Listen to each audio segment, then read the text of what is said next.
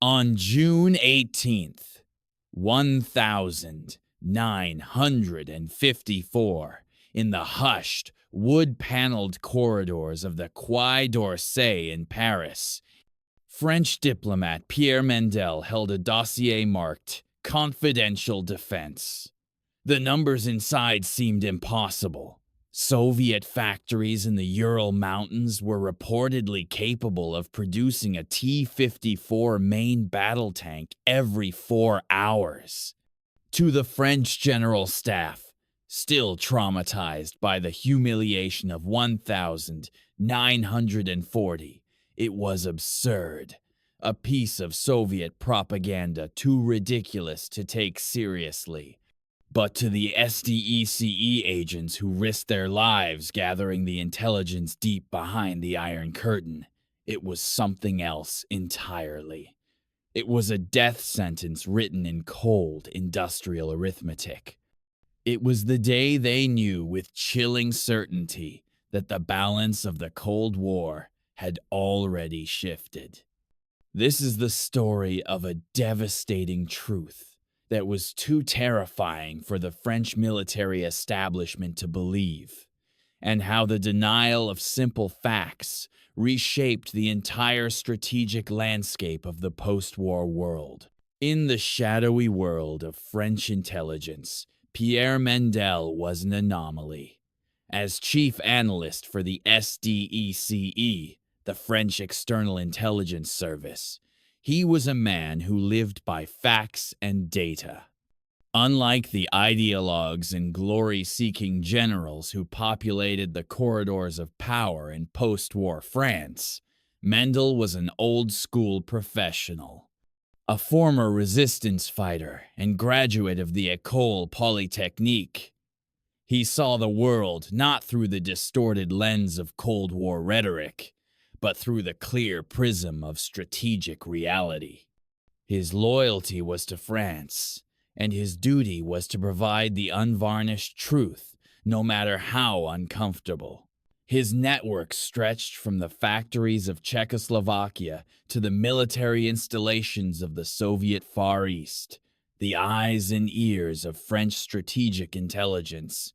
In the early years after the war, French intelligence had scored significant victories, helping to navigate the treacherous waters of decolonization and the emerging Cold War. But by 1954, something fundamental was changing. The world wasn't simply divided between capitalism and communism anymore. It was becoming a contest of industrial capacity. A brutal equation of steel production, factory efficiency, and raw manufacturing power. And from his desk in Paris, Mendel was beginning to see numbers that terrified him. Numbers that suggested the West wasn't just behind in the arms race. It was about to be buried by an industrial juggernaut it couldn't even properly imagine. The intelligence didn't arrive in a single dramatic report. It was a slow, creeping realization built from dozens of different sources scattered across Eastern Europe. It started as fragments picked up by French agents in neutral countries. A Czech engineer seeking asylum spoke of a factory complex so vast it had its own city attached to it. A military attaché in Moscow reported production targets that seemed to have an extra zero by mistake. A Polish informant sent coded messages about assembly lines that moved with mechanical precision unknown in Western European factories. Individually, you could question each report. But as the information flowed into SDECE headquarters on Boulevard Mortier, Mendel and his analysts saw a terrifying pattern emerging. They all told the same story. They all pointed to one region, the massive industrial heartland of the Ural Mountains, specifically to a city called Nizhny Tagil, and they all made the same seemingly impossible claim. The Soviets were applying mass production techniques, perfected by American automobile manufacturers to heavy military equipment. The goal wasn't just to build tanks, but to mass produce the T-54 medium tank at a rate that would overwhelm any potential adversary. The target was to eventually roll one complete tank off the assembly line every 4 hours. 6 tanks per day, 42 tanks per week. To the French military mind, conditioned by the artisanal production methods of European arms manufacturers, this was simply impossible. A T-54 was a formidable machine, a 36-ton beast of steel and armor with over 20,000 individual components. French factories, considered among the finest in Europe, took weeks to produce a single comparable tank. The idea that the Soviets, a nation the West still viewed as technologically backward, could build such a complex weapon with assembly line efficiency wasn't just unbelievable. It was insulting to French engineering pride. Mendel and his team did the mathematics. If the Soviets could actually achieve this production rate, one tank every 4 hours meant 6 per day from a single facility. That was over 180 tanks per month from just one factory. And intelligence suggested there were multiple facilities. At the time, the entire French tank production capacity was producing perhaps 30 tanks per month across all manufacturers. The implications were staggering. The spies confirmed the details through multiple channels. The information was cross-referenced and verified. Even American intelligence officers, sharing information through NATO channels, were beginning to send reports with similar findings, though their tone suggested they too struggled to believe the scale. The data was solid. The sources were reliable. But how could this be possible?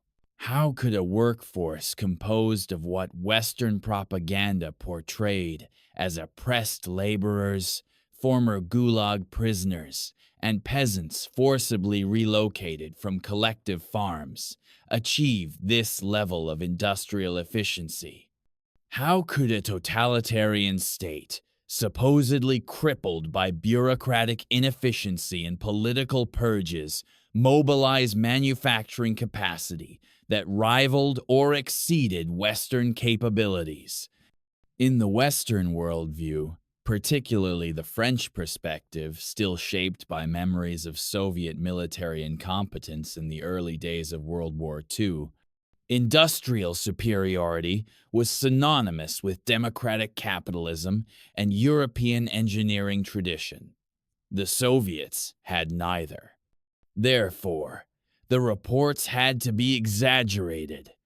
Perhaps a massive disinformation campaign designed to intimidate the West.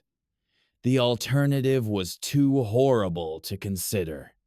It meant the Cold War was no longer just a contest of ideologies or even nuclear weapons. It was fundamentally a war of factories and production capacity. And if these reports from 1954 were accurate, it meant the West had already lost the conventional arms race before most people even realized it had begun. As one of Mendel's senior analysts wrote in a classified memo, if these production figures are even 70% accurate, then France has effectively lost the capacity for independent military action in Europe. This is no longer a question of military strategy or tactical innovation. It is pure mathematics, and the numbers are not in our favor.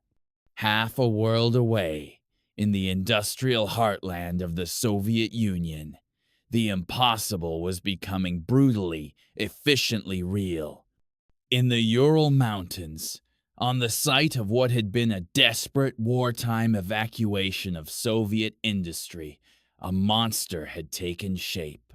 It was the Ural-Vagonzavod complex in Nizhny Tagil, the physical embodiment of Stalin's command to outproduce the capitalist world.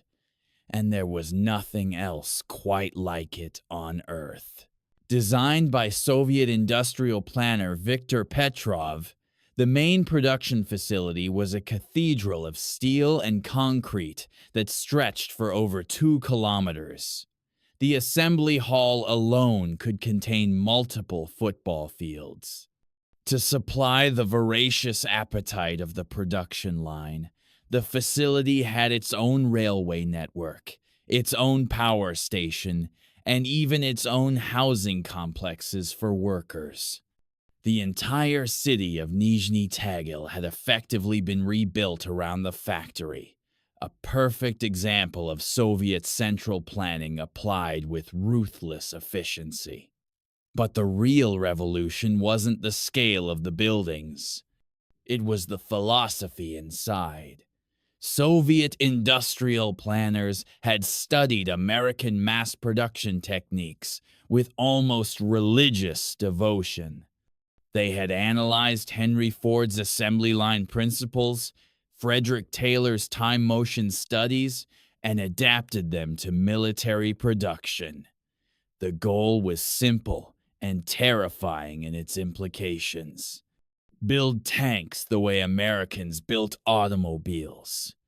Make each one identical, interchangeable, and produce them faster than the enemy could possibly destroy them. The Western arms industry, still operating on semi-artisanal principles, where skilled craftsmen assembled complex weapons, dismissed the idea. You cannot mass-produce a tank like a tractor, French industrialists insisted. The tolerances are too precise, the systems too complex. The Soviets proved them catastrophically wrong. They deconstructed the T-54 into manageable subassemblies. Each component was standardized to the point where parts from different factories were completely interchangeable. Each worker was trained for specific, repetitive tasks. One team installed engines. Another team fitted gun turrets. Another team worked exclusively on track assembly. This allowed the factory's training programs to churn out thousands of semi-skilled workers in weeks, rather than the years required to train traditional craftsmen. The facility operated around the clock in 3 8-hour shifts, a relentless mechanical rhythm that never stopped. And who were these workers creating this arsenal? They were a direct contradiction of Western assumptions about Soviet inefficiency. At its peak, Ural-Vagonzavod employed over 30,000 people in Nizhny Tagil alone. A significant portion were women, working as welders, machine operators, and quality control inspectors. The workforce included former prisoners rehabilitated from the Gulag system, ethnic minorities from across the Soviet Union, Kazakhs, Ukrainians, Tatars, working side by side in a brutal industrial meritocracy.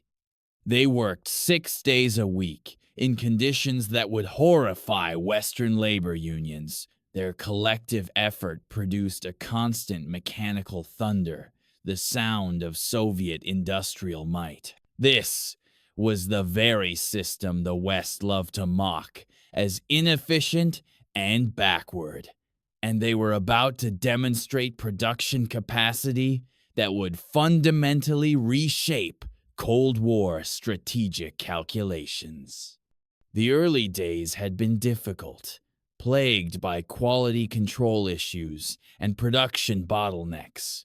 But as 1954 progressed, the machine hit its stride. Raw steel and components flowed in through one end of the vast complex, and out the other, a 36-ton battle tank emerged, fully operational and ready for combat. This wasn't propaganda.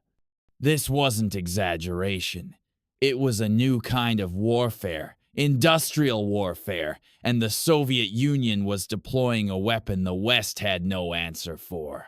Armed with this terrifying truth, Pierre Mendel faced his greatest challenge, penetrating the wall of comfortable assumptions surrounding the French military establishment.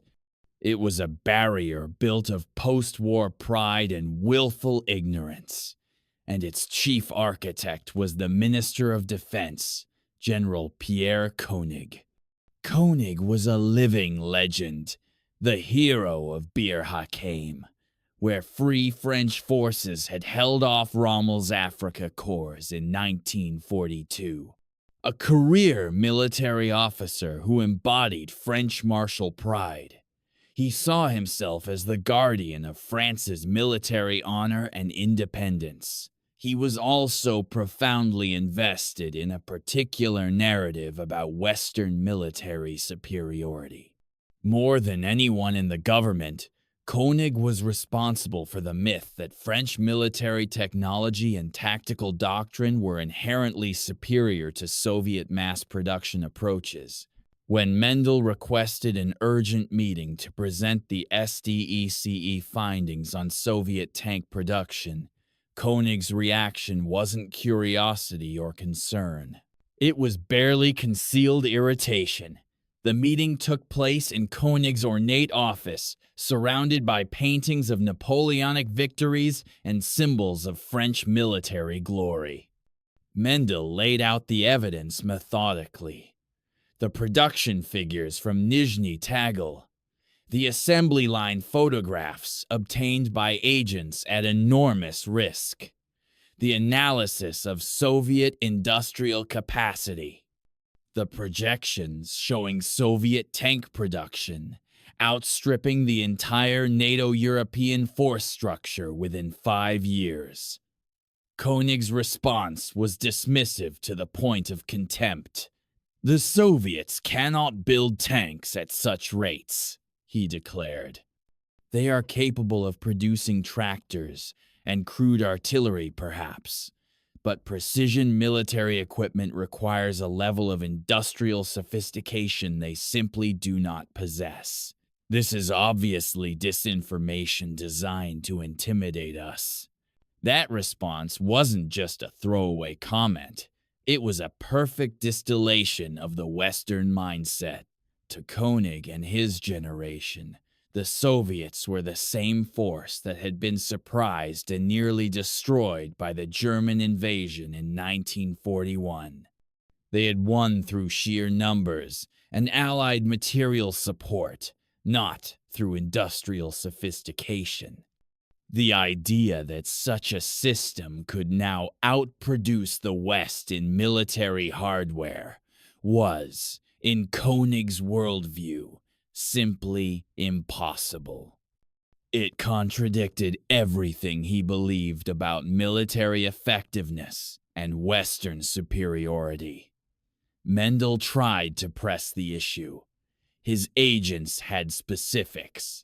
The kilometer-long assembly halls, the specialized machinery imported secretly from Western Europe, the massive capital investments Stalin had ordered, the training programs turning out thousands of workers, the railway networks designed specifically to move military hardware. Koenig wouldn't hear it. He and his staff had their own narrative, and it was an article of faith. To question it wasn't just to question a military assessment. It was to question France's place in the world, to suggest that French military independence might be an illusion. Plus, for Koenig to accept Mendel's report would require a devastating admission. It would mean French intelligence had missed the most critical strategic development of the post-war period. It would mean the billions of francs being spent on French tank development were being wasted on designs that would be obsolete before they entered production. It would mean that France's dream of military independence from both the Americans and Soviets was a fantasy. And so, the report went nowhere. It was filed away, marked as interesting, but unconfirmed. The wall of institutional denial stood firm. Mendel was left holding a truth that could reshape French strategy, but with no one in power willing to act on it. The next step was to somehow get the information to the highest levels of government, to President René Coty and Prime Minister Pierre Mendel France. But access to that level required going through the very military establishment that had just rejected his findings.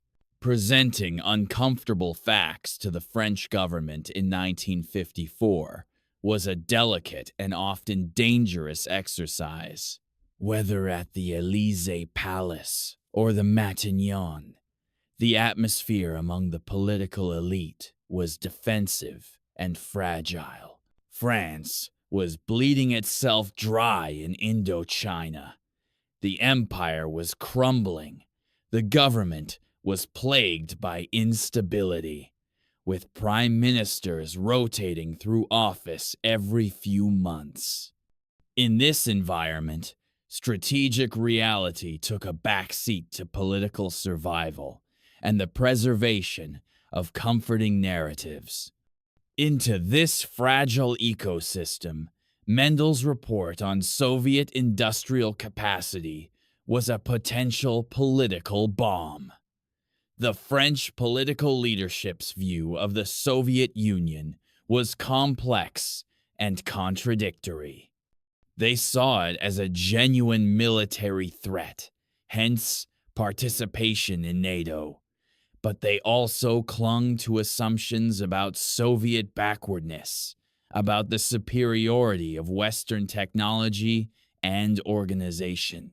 When finally presented with a sanitized version of Mendel's findings, filtered through multiple levels of military bureaucracy, the reaction from the political leadership mirrored the military's dismissal.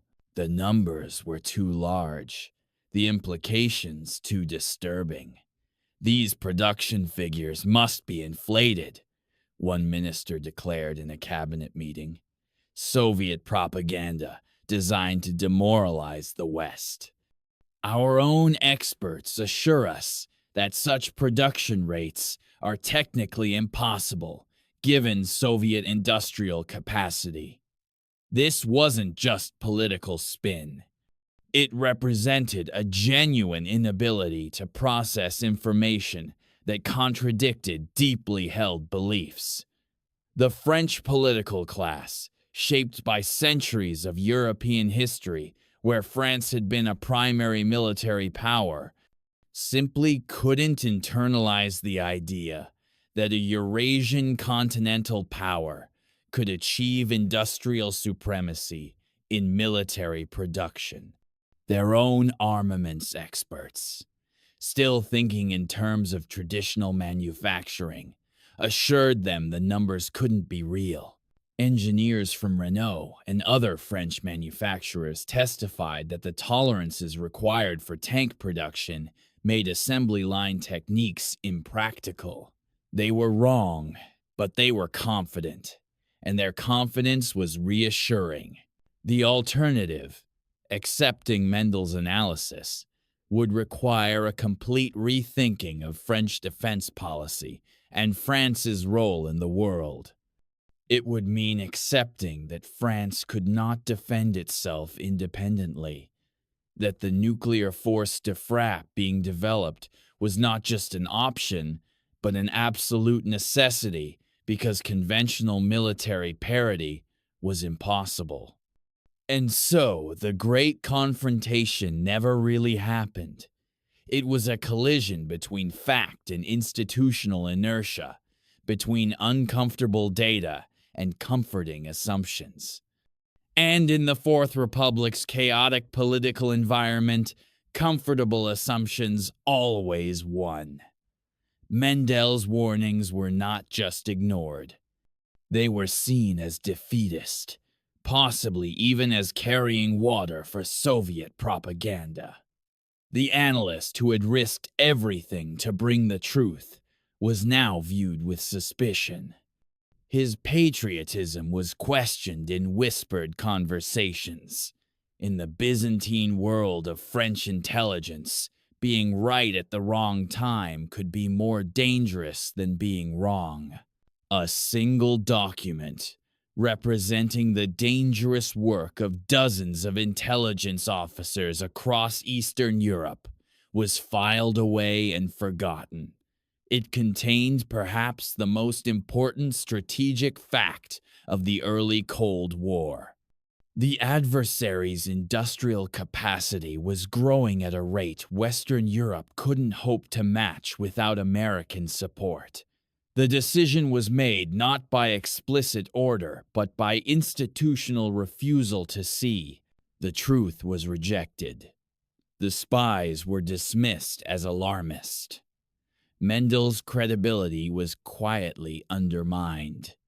And in that moment of bureaucratic blindness and institutional pride, strategic reality was sacrificed to preserve comforting illusions. The consequences of that denial were inevitable and brutal. They came first as distant rumors, then as images that shocked the world. Believing their own narrative, the French government and military made a series of strategic miscalculations. They continued to invest heavily in conventional force structures designed to fight a 1940 style war with better equipment. They poured resources into developing indigenous tank designs like the AMX-50, sophisticated and capable but produced in tiny numbers at enormous cost. They assumed that NATO collective defense meant primarily American nuclear deterrence, with European forces providing a conventional tripwire. They didn't have time to adjust, because the prophecy of Pierre Mendel was coming true with mathematical precision. Throughout 1955 and into 1956, intelligence reports that had been dismissed as impossible began to be confirmed through multiple sources. American U-2 reconnaissance flights over the Soviet Union brought back photographs that stunned CIA analysts. Vast tank parks near Soviet military bases. Rail yards filled with armor being moved westward. Production facilities operating at capacity. When defectors from the Soviet military-industrial complex began reaching the West, their testimony confirmed the worst fears. The production rates weren't exaggerated. They were conservative estimates. In October 1956, the mask came off completely. Hungarian citizens, inspired by limited political reforms, rose up against Soviet domination. Moscow's response was swift and overwhelming. Soviet tank divisions rolled into Budapest with crushing force. Over 1,000 T-54 and T-55 tanks participated in the operation. They crushed the uprising in days. The world watched in horror, but military analysts watched with a different kind of dread. Where had all these tanks come from? How could the Soviets deploy such overwhelming armored force so quickly while maintaining their garrison forces across Eastern Europe and along the Chinese border? The answer was the one Pierre Mendel had tried to deliver 2 years earlier. industrial capacity on a scale the West had failed to comprehend. After Budapest, there could be no more denial. Intelligence services across NATO conducted urgent reassessments. The numbers, when they finally came in, were staggering. Between 1,950 and 1,960, Soviet factories had produced over 50,000 main battle tanks and self-propelled guns. France, in the same period, had produced fewer than 3,000. The United Kingdom, perhaps 5,000. The production ratio was 10-1, and that was being generous. The strategic implications were catastrophic. NATO's conventional defense plans for Western Europe were based on assumptions that were simply wrong. War games, conducted in 1957 and 1958, using the new, accurate production figures, showed that in a conventional conflict, Soviet armored forces would reach the Rhine River in less than a week. There was no way to stop them with available NATO forces. This revelation forced a complete rethinking of Western military strategy. The result was the doctrine of massive retaliation and later flexible response. Essentially an admission that NATO could not win a conventional war in Europe.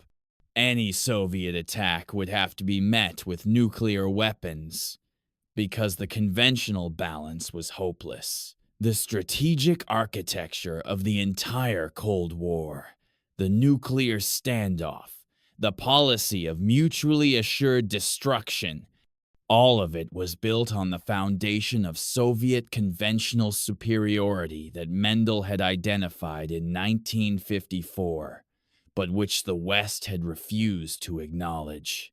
The tanks that rolled through Budapest were just the visible tip of an industrial iceberg. By 1960, the Soviet Union possessed the largest tank force in human history. Over 35,000 main battle tanks, backed by production capacity that could replace losses faster than any conceivable attrition rate. The West had been outproduced, outbuilt, and strategically outmaneuvered, not through military genius, but through simple industrial arithmetic. And the man who had tried to sound the alarm years earlier was about to pay the price for being right.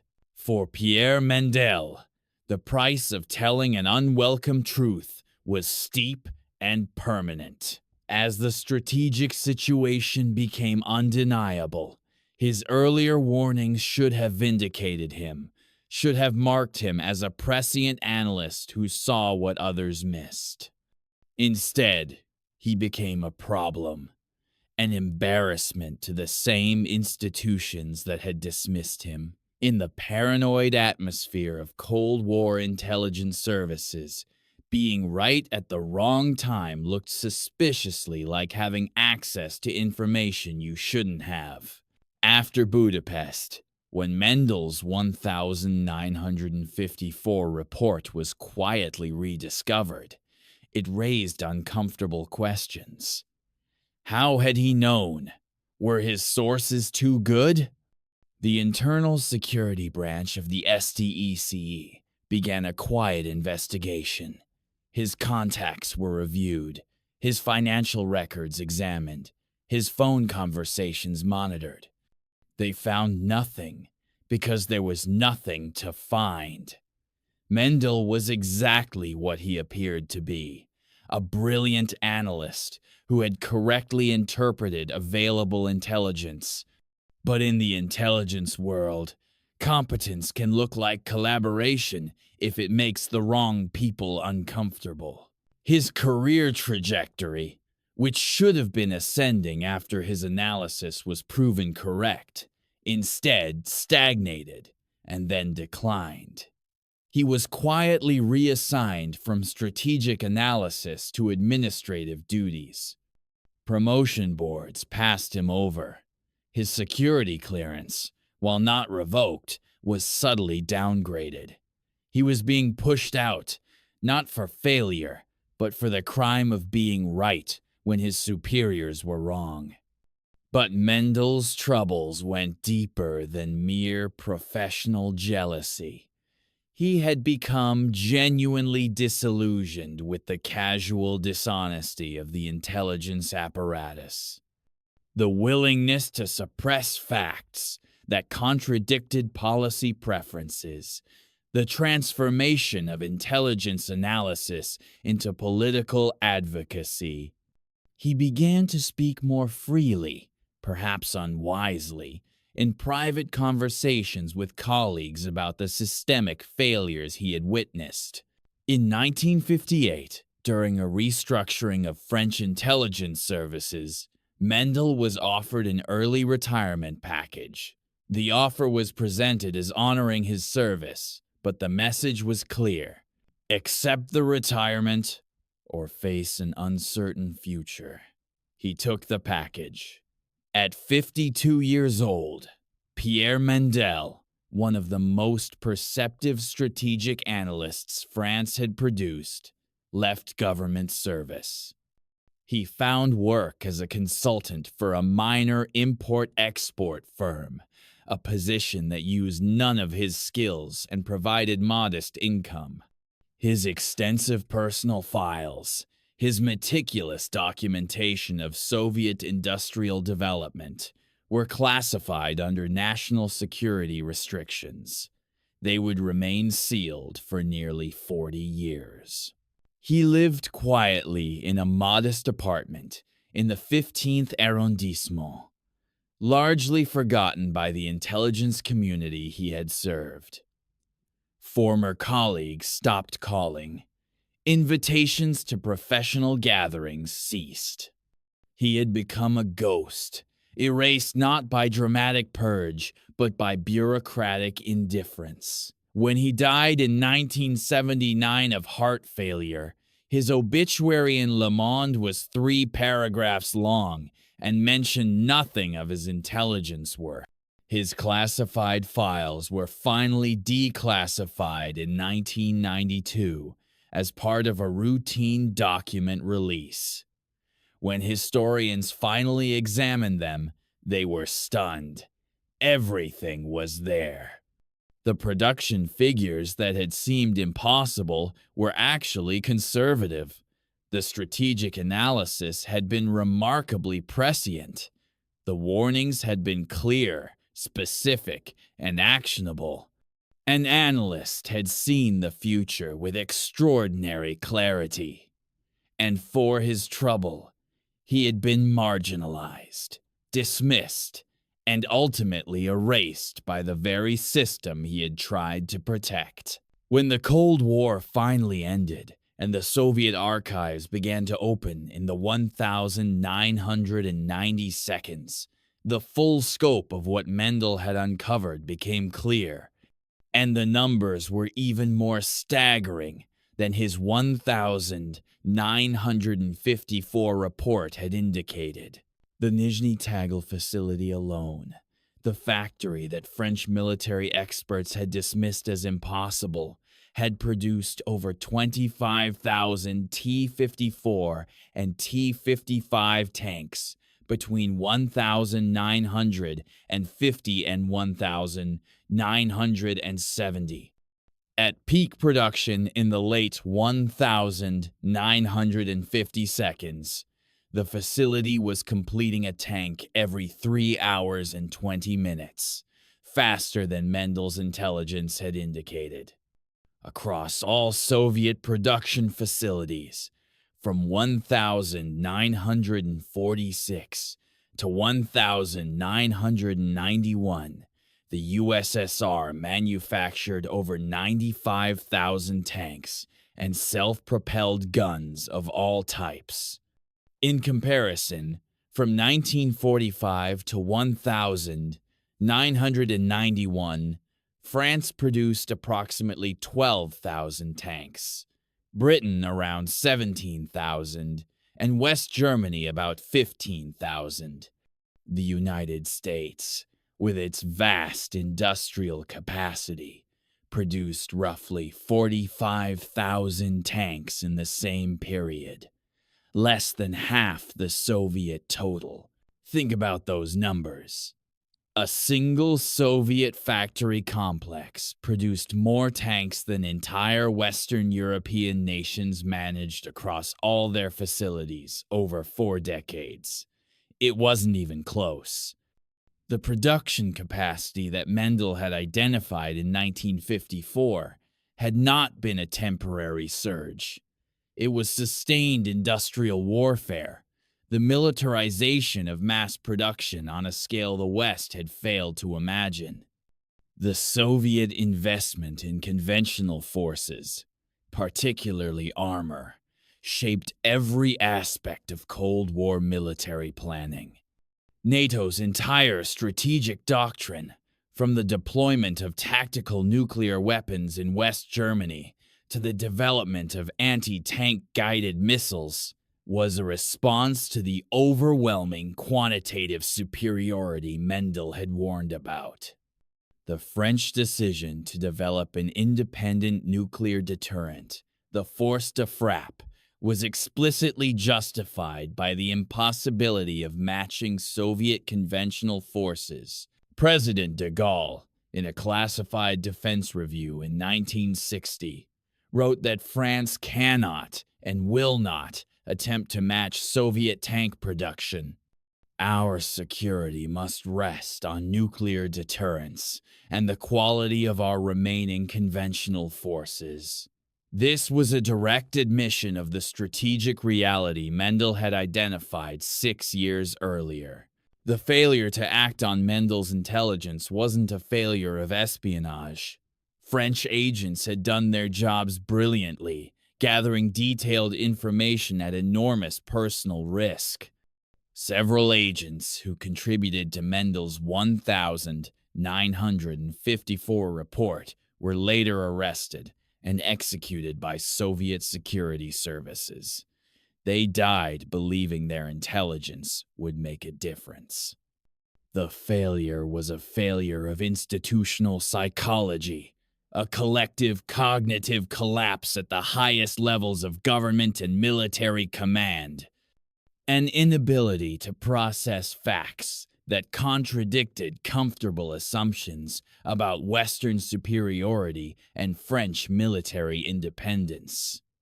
The NATO command structure, when it finally absorbed the reality of Soviet production capacity, underwent a complete strategic revolution. The doctrine of forward defense. The idea of stopping a Soviet attack at the inter-German border with conventional forces was quietly abandoned.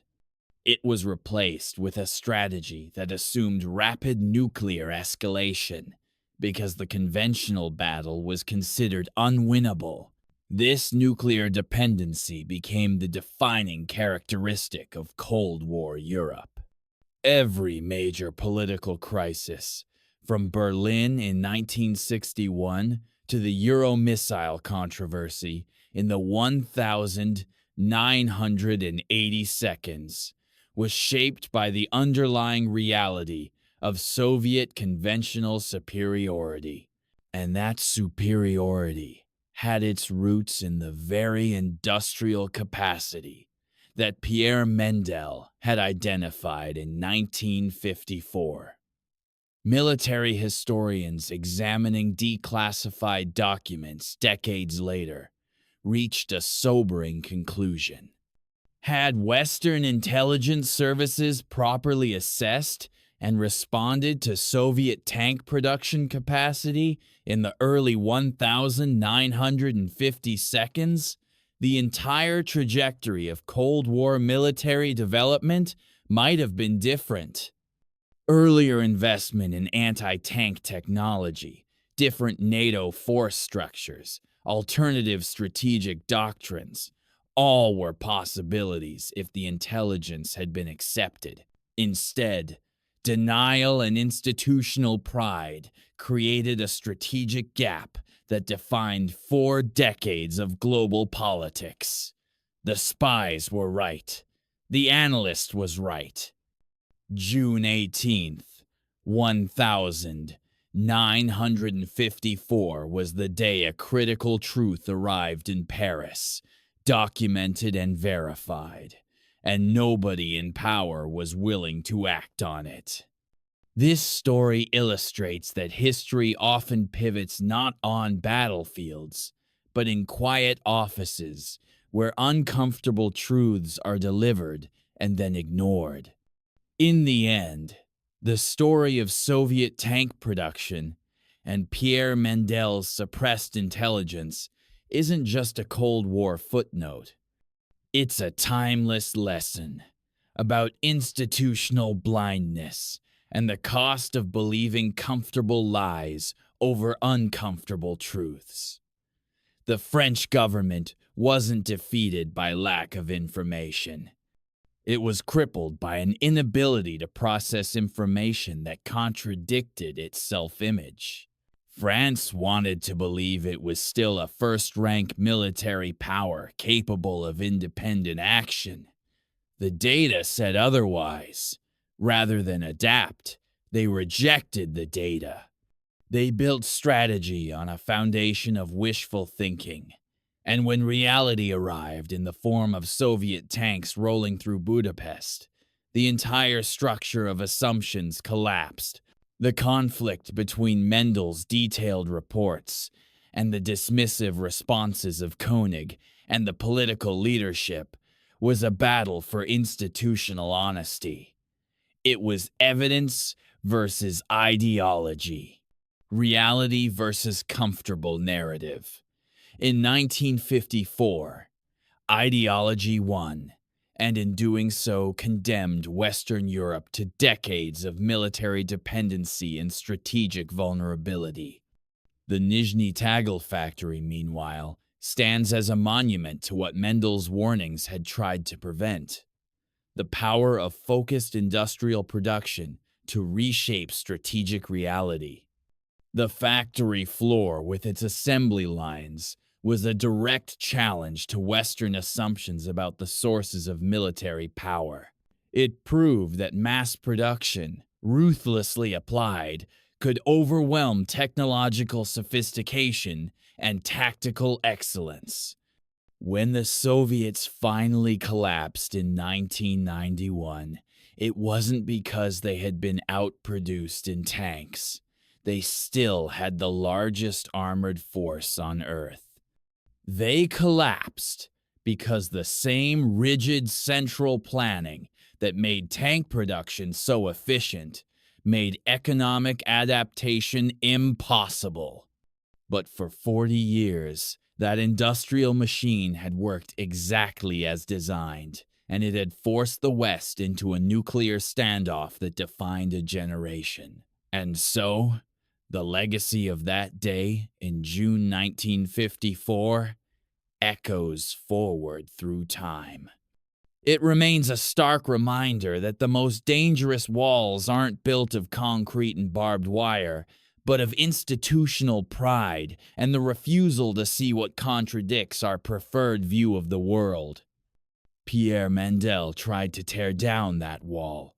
For his trouble, he was silenced, sidelined, and forgotten. The truth he carried was buried for decades.